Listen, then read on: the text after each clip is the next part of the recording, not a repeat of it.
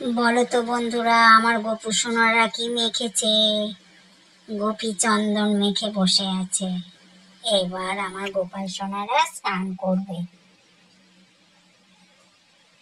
করবে, কি আনন্দ! এই যে এইবার ওনাদের স্নানের পর্ব।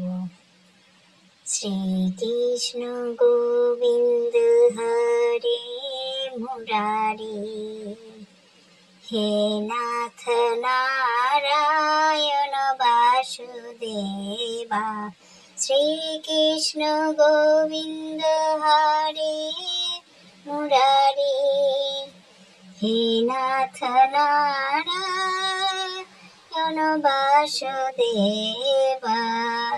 মহা আনন্দে স্নান করছে আমার গোপু সোনারা। স্নান করে এইবার ভালো ভালো পোশাক পরবে, সাজবে। কি আনন্দ গোপুদের! এই যে স্নান হয়ে গেছে, এবার মুছিয়ে দিচ্ছি। খুব করে মুছিয়ে টুছিয়ে দেব, পাউডার মাখবে। এই দেখো, চকচক করছে একবারে। স্নান হয়ে গেল আমার গোপু সোনাদের। আমার গোপু সোনাদের অনেক আদর করে দিই আমি। এই যে ভালো করে মুছিয়ে দিলাম। এবার পোশাক পরার পালা।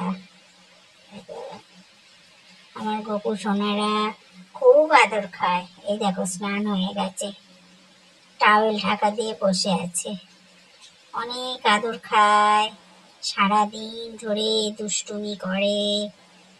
আর এই যে আমার গোপু সোনাদের যে পোশাকগুলো পরিয়ে দিয়েছি, সব ঠাকুরের পোশাক আমি নিজে কাপড় কিনে এনে নিজে বানাই, নিজের হাতেই সবকিছু করি।